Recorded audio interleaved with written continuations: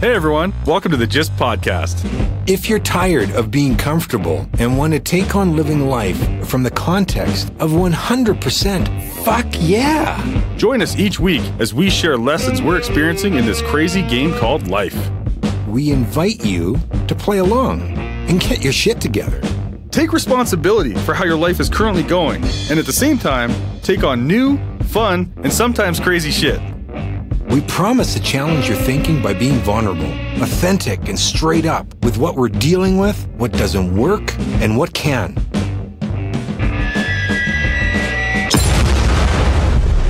Be warned, this is not your grandma's podcast. And at some point or another, it just feels right to be like, so we're at episode 42 of the GYST Podcast. This is super exciting because every time there's a new podcast, it's like a new milestone. Because there was a point in my life where I didn't think we were going to do one podcast. Now we've done 41 of them, so it's pretty exciting stuff. Okay. And guess what? We've officially started, Queenie. Isn't this exciting? This is how it's done.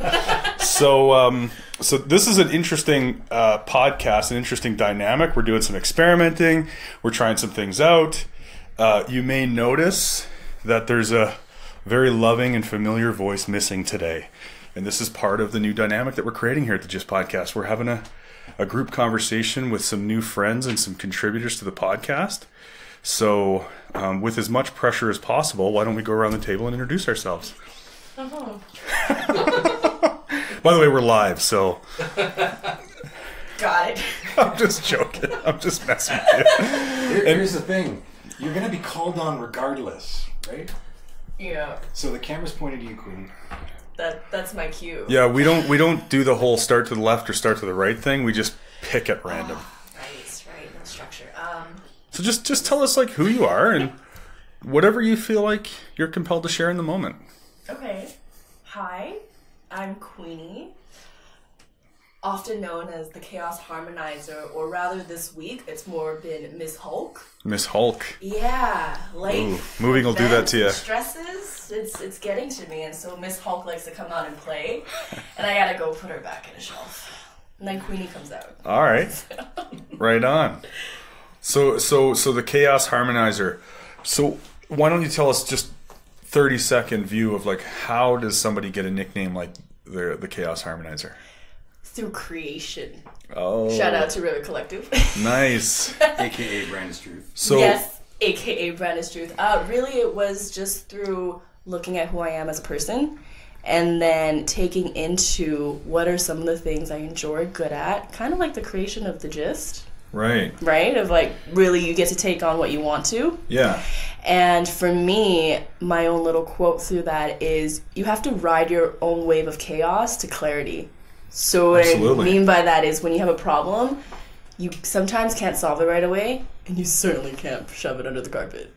That's powerful. So what you're saying is that sometimes there's some turbulent waters to get across the sea. Yeah, but and you have to embrace them. Yeah, you gotta like go, or otherwise you're just gonna wind up at the harbor and not see anything, not create anything, not touch anybody. Cool. That's exactly it, and that's where harmony or harmonizer comes in, because there's nothing to fix, because there's nothing wrong. It's just the way of life, and it's in harmony. That's awesome. I love it. Cool. Well, who else feels compelled to introduce themselves? And just so everyone knows, David is here with us. You might even hear his voice, or may have already heard his voice from time to time. So he's around. He is here. I'm going to be super awkward and weird with people. He's walking around with a camera, being as creepy as possible. And he's doing a fabulous job. I actually have Awesome. Yeah, so I guess a little bit about me. My name's Richard. I am the Coding Ninja Brand Master. Wow. Yeah. That is so badass, man. I need to, who helped me with my name? I need a name. The Coding Ninja. What was it? Master. Brand Master. Yeah. Damn. That's awesome. You're the kick-ass financial makeover specialist. I am the kick-ass financial makeover specialist, and I'm being humble, my friend. Yeah. Cool. Well, tell us more about yourself and how do you get a nickname like that? You get into branding and you brand yourself. That's really what it came down to. I saw just an opportunity to help people tell their story, and was just the highlight of my life and my career so far. And it just kind of, somebody called me it one day, and it's just stuck. Oh, cool. Yeah. And then Coding Ninja, just because, I like to write code and I can do some stuff lickety split. And everybody wants to be a ninja. Okay. So great introduction so far. We actually have a returning guest, a sequel. So why don't you tell the world who our returning guest is? I am Nicole Hartley Bradford, still. Nicole Hartley Bradford. I would say the superstar from episode 39 or 40. Because 39. You were, we were talking earlier about how David and I have a lot of experience in popping people's podcast cherries. You were one of those lucky ladies. Yeah. And That sounds so sexy. You've been also involved in a little bit of just podcast cherry popping as well, because due to your episode that you were on, we got our first email. Aww. Our first awesome. Write-in. So that was because of you. So why don't you remind everybody who you are and what you're up to in the world? Oh, everybody, including myself. Exactly. See, that's probably the most honest thing you'll ever hear on the podcast is like, tell everybody what you're up to. Yeah, well, I'll let myself in on that as well, because we're kind of figuring it out the whole way, right? Right. I heard your tight descriptions, and I'm like, oh, I surely have one. I might need to talk to you about that. Hey, there you go. Today, maybe what's most real is that I am an up-and-coming elder of the village that it takes to raise children. Obviously, that's the line we know best, but also to initiate them into adulthood, keep them as adults juicy and strong, and then justly honor elders. And doing all that in a way that ensures that the earth will thrive too while we're on it. Wow. That's profound. I may or may not be able to mention this just yet on the podcast, but we are going to have somebody here that goes by the name of the Lyrical Pitbull.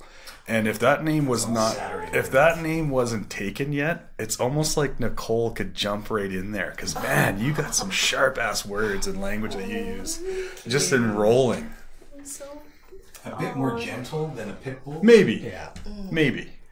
Thinking like a husky. Can I just put wolf up there? Sure. We'll go with that. Every time I see a dog, I'm like, you are your wolf was your ancestor. Do you know that?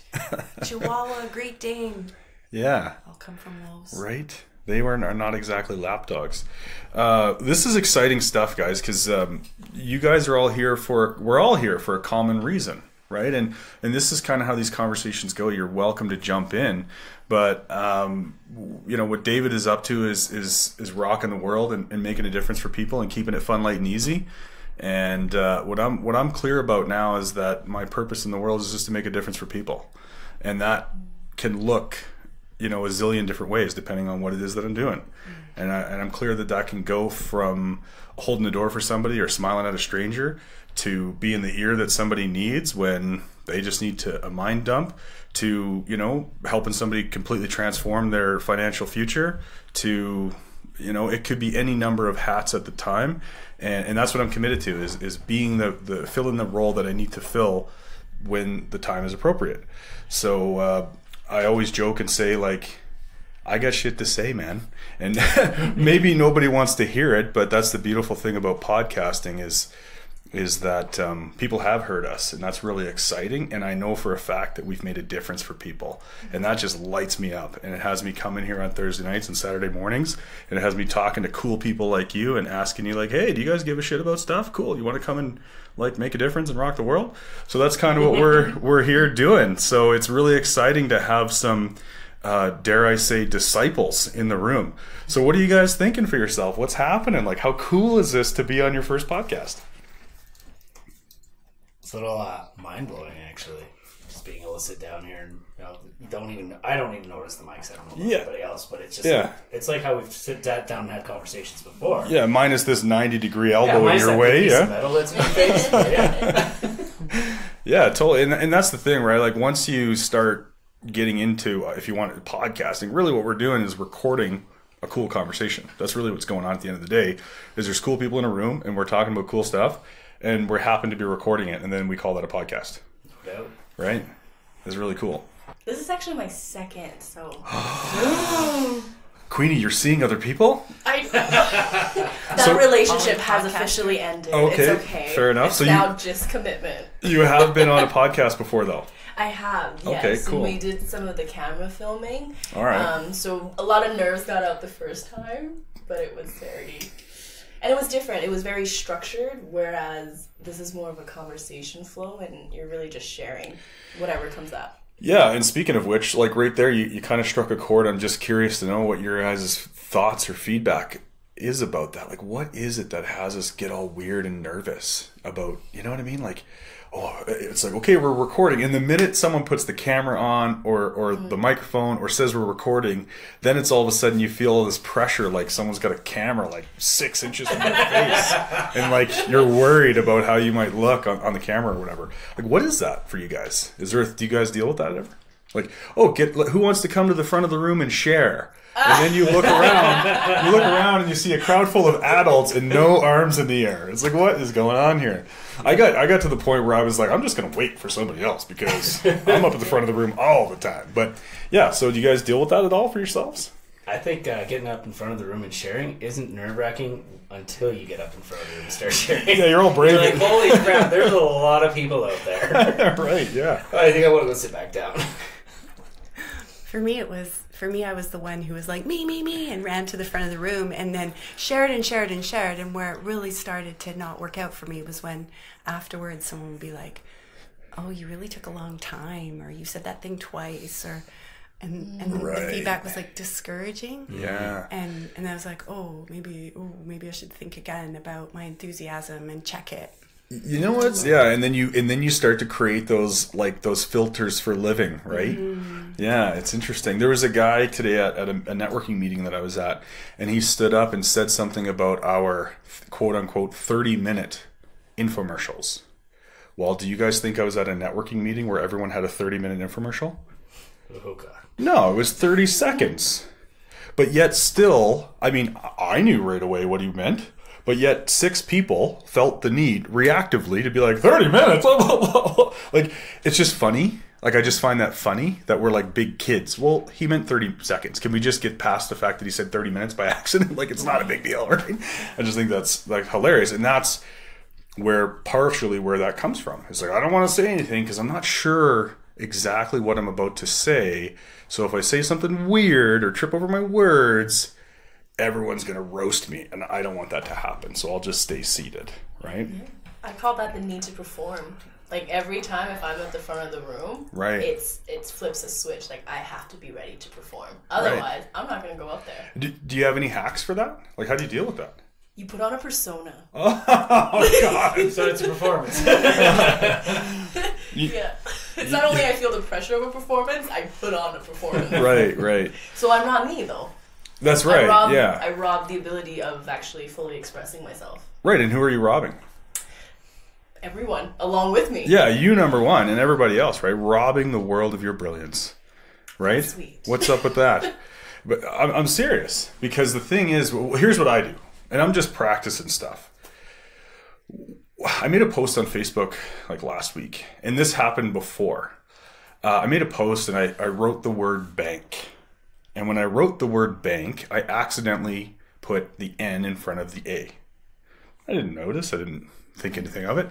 And someone like totally sweetest girl ever innocently wrote, and the post had to do with a trick question. So she goes, is this a trick question or a typo? So I commented back and I said, the Facebook, I can't remember what I said, something about the Facebook grammar police. I said, man, like somebody's always on duty, hey? Just kidding around. And I said, but you didn't answer the question because I still wanted to engage.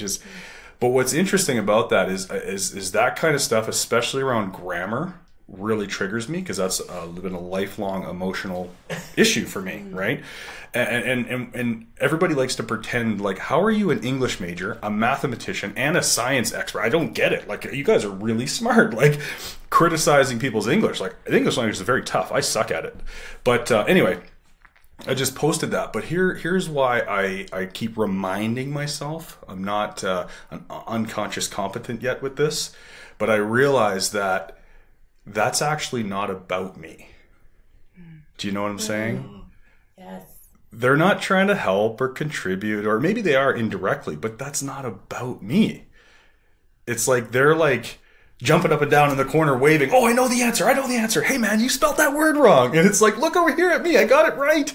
It's totally about them, right? It might not be that literal, but that's what I remind myself even when I go to the front of the room. If somebody, not everyone's going to like what I say or get what I say. And if they have the need to like criticize it openly like that, pretty sure that's not about me. Right? And when it's about something even more personal, like for you, that's a big trigger because of your experiences in the past, I'm guessing. Yeah. And sometimes when someone jumps on something else, right, especially on social media, and it can come across pretty trolly. And how to meet that in a way that has grace and maintains that person's dignity. That's been an interesting exercise I've been playing around with a little.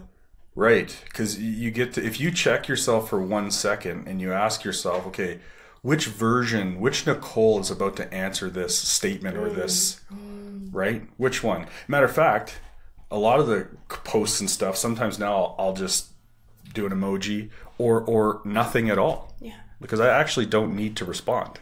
I don't have to. Right? That's a good question. Like the point you make that it's that person making it about themselves.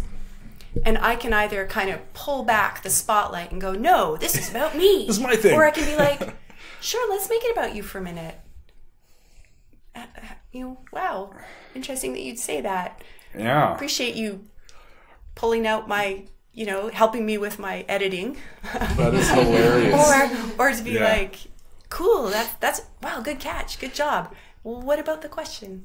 What do you have to say about that? Yeah, that was kind of... I want to hear from you now that I've got your attention. There was another a friend of mine, and I had to do a little bit of cleanup work here because she thought she really hurt me, and she didn't at all. But another girl that I know was like, oh, to so-and-so, the person who made the comment, she's like, you're my kind of girl. And then I said, oh, well, what do you mean she's your kind of girl? Tell me more. And then she was like, she told me when I read that, I was like, uh-oh. Like, what does he mean by that? Like, and it's funny too, right there, how her mind started to go to work, right? She was like, oh my God, did I do something wrong? What happened? She started to negatively speculate that like she was the worst person ever all of a sudden. And there wasn't even anything going on, right? But that's what I kind of called her out. Like, okay, well, come play with us. What do you mean she's your kind of girl? Tell us more. Get into the conversation, right? Vern just wants to play. I had somebody once private message me and say, and I think I quote, I hope you're a better financial advisor than you are a speller. Check your post. And I was like, wow. So you can imagine I might have been a little triggered. So I simply responded back, thanks. Like, thanks. Because more than likely, even though maybe I don't get that kind of humor, but more than likely they were like, hey, dummy. Check your post, like probably totally innocent, right? So that's why I just chose to be, I just like, all right, well, thanks. And then I fixed it and great. Hey, appreciate it, right? But it really doesn't matter to me that much because if I say 30 minutes and I meant 30 seconds, likely you get the context for what I'm saying, right? So I don't critique people on that. Hey, you were supposed to have a punctuation, like an exclamation mark there, not a period, man. Like, smarten up, right? I've had a debate about this. There was a LinkedIn post and it was from a business coach, and I had this struggle with myself, like, do I comment? Do I not comment? Do I tell them about it? Do I message them, or do I comment on it? Is it like an integrity thing for them? And ultimately, I just sat my butt back down. I didn't do it. Right. I got scared too. And what I'm hearing from the conversation a lot is people are going to say what they're going to say, especially online and social media, on the web. And it goes back to our intention. Like the way Vernon and Nicole, you were talking about how you responded to those comments. It was you representing yourself to, what was the intention of my post? What was I actually getting at? Like the objective versus the reaction. You make a really good point. And to build off of that, there's also a responsibility when you make a post. You need to be responsible for the thing that you post, and you need to be ready for the potential backlash, because that's how people, whatever. If you say something that triggers someone, that's their thing. They might be ready to go to battle right away, and you can choose to engage or not. But just, don't get offended. Don't be upset, because you got to be responsible for what you post. And once you put it out there, it's out there, right? No takes backsies. No take backsies. That's right. Even if you do. It's still there. Even if you do, yeah. Someone's got a screenshot of it or something. That was funny because when I made that one particular post, the girl who commented the second time, she was like, I actually didn't even see the original typo because I had already finished it by then, or fixed it by then. She's like, I didn't see your post. It was funny, but anyhow. It becomes all about the typo that's not there anymore. Yeah, no doubt. Just trying to cover your tracks. Trying to look good. Mm-hmm. Right? This is awesome. So to switch gears a little bit, Nicole, I'm obviously super excited to have you back. But I understand that you had a little play date with David today. Is that true? Yes. And we just sat there. I find that impossible to believe. I think that there might have been some kind of creative flow there. Do you care to share? Yeah.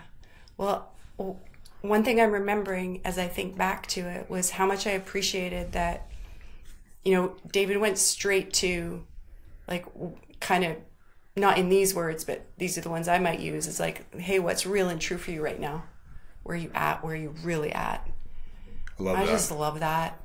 My whole body just goes, oh yeah, I can just report authentically from this.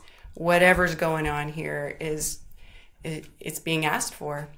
So I super appreciated that, and feels good to think about it again. We just kind of wove, I don't know, we each put a few of our major threads on the table or in the air between us, and from my perspective, some of it added up to this whole thing about accountability and agreements. Yeah. Where some of it was around recognizing that sometimes I'm assuming an agreement that hasn't been spoken out loud, or that I may have like spoken one. I may have even created one with someone with a lot of intention and written it down and said it, and then I might find myself, later on questioning it, wondering what it really means now, whether it's relevant now or not, and the nature of agreements. I was thinking about one today that has to do with my pretty personal life, which is around my husband. So I was married for 11 years, and our vows at our wedding were that we would help each other towards self-realization. And then we got divorced. Wow. Talk about creating something right from the beginning, hey? Yeah, but we didn't do an agreement that was more detailed than that. And then we have the separation agreement that has all these practical pieces in it about how things are going to go now that we're not married. And I just thought, wow, there's more. There was actually more like intricate conversation and getting down to all the different levels put into our separation agreement than was put into our marriage vows. Wow. Yeah. Wow. And you know what's especially weird about it? Is that I still adhere to our vows. I still hold that we have that agreement, that promise to each other. Right. I hold my end of it anyway. That's the only end I can hold, right? Yeah. It's my job. I said I was going to help you in whatever way I could towards your self-realization. So I'm really curious about that. Like, is that something that you guys, because you're mentioning your vows, is that something that you guys actually talked about and checked in on throughout your marriage? Like, because it's almost like you created an intention, and I'm realizing now, because this is what we did with the podcast. This is what we did with the GYST Life website that we're developing. It's like you create that mission, vision, and values, and then you actually get to check back and be like, wait a minute, am I living my life in alignment with what I said I was up to? Yeah, and that's what it's for. Right, that's what it's for. for. The reference. So scorecard. Yeah, could you have an like what would it look like if people had a separation agreement that looked like we're going to do what's in the best interest of all concerned.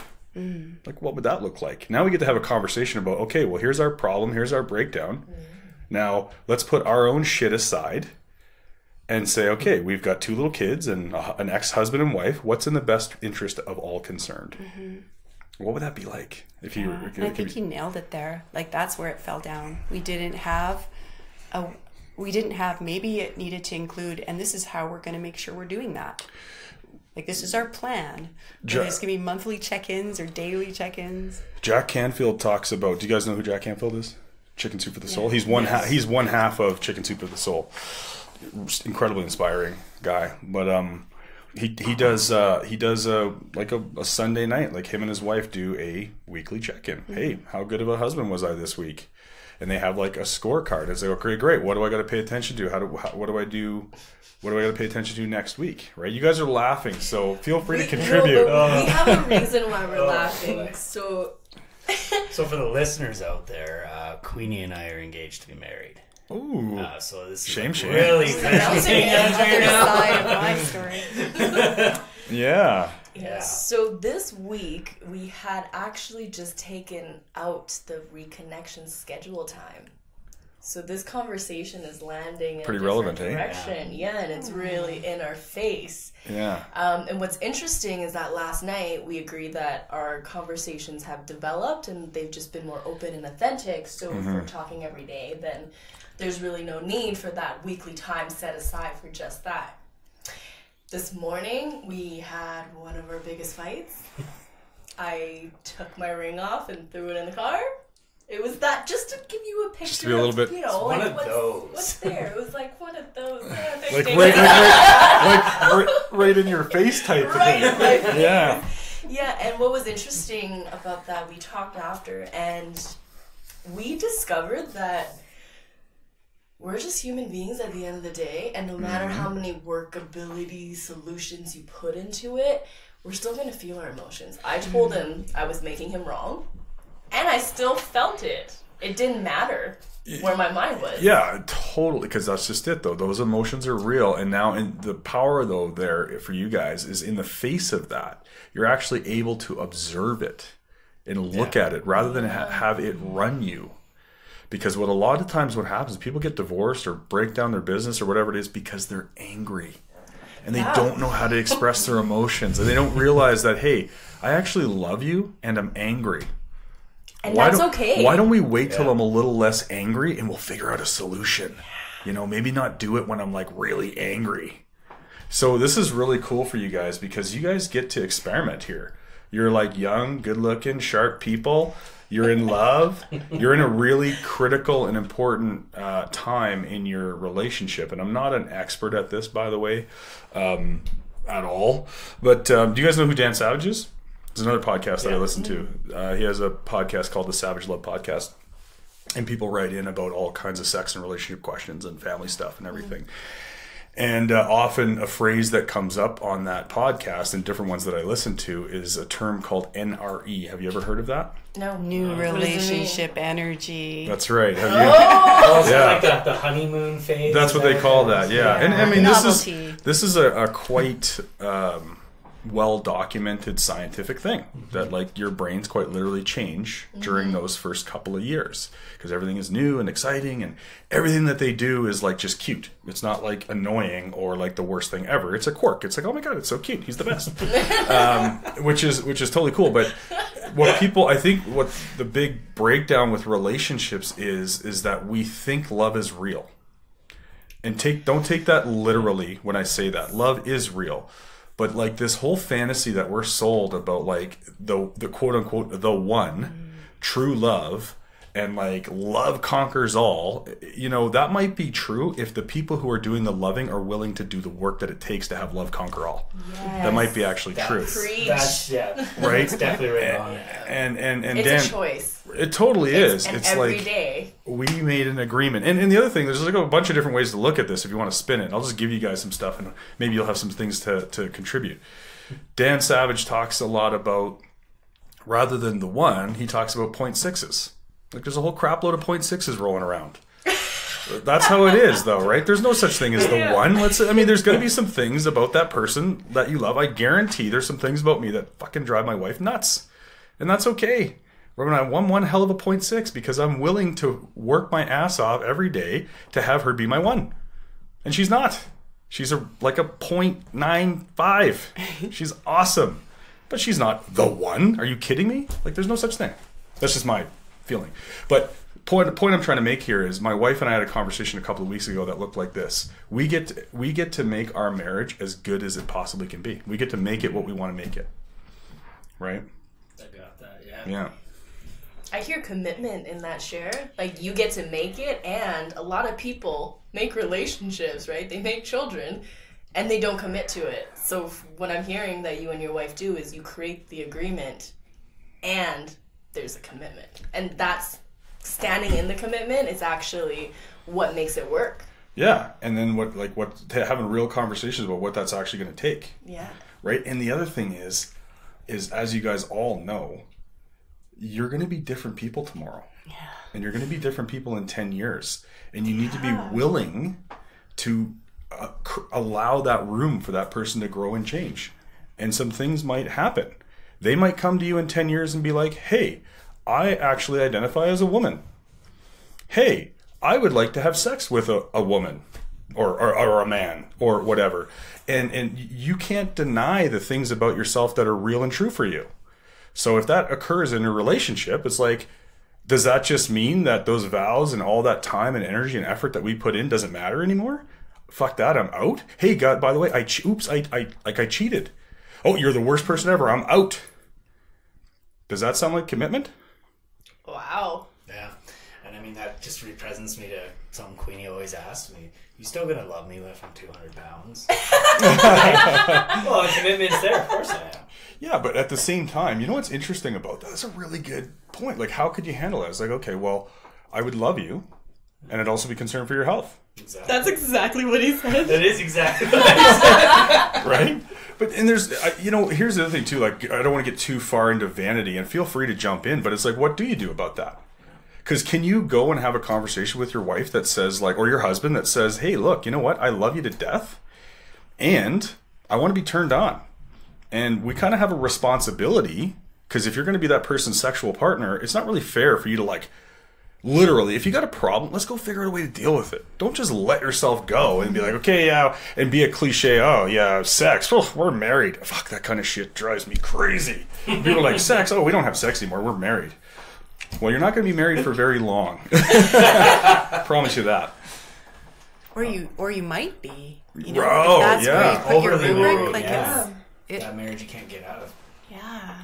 Because sometimes the idea of holding a commitment kind of becomes the thing you push against, because when needs and longings and values and desires aren't being met, aren't being acknowledged, aren't being honored, and you're doing it because you're committed, oh, that's just like turning a what could be something into something else. Like, it's under pressure and has no room, and it's no longer real. It's inauthentic.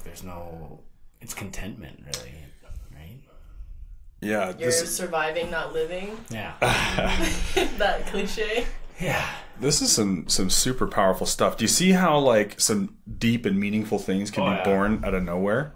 So in wrapping this up, like, I'm just super present to how badass you guys are. That got pretty intense, some of those parts of that conversation, and you guys just took it in stride. I'm impressed. But just to wrap this up, have a think on what is it that you're actually up to in the world? What are you committed to? And then when's the last time you actually examined those commitments and the things that you're up to and you're thinking around those things? Because there are a lot of people operating in default programs and wondering why things are going the way that things are going. So maybe it's just time to have conversations with some people in your life and examine what it is that you're up to. And this doesn't just go for loving relationships. It goes for all of your relationships, including the one with yourself. So This has been episode 42 of the GYST podcast. I think it was pretty successful for a completely new dynamic. Yeah. I don't want to forget to ask people to write in. What did you hear in this episode for yourself? If we don't hear anything, yell Ian, because I guarantee there is a ton of value here. We all have relationships in our life. So what's there for you? Say hi at the GYST.life. We want to hear from you. Peace.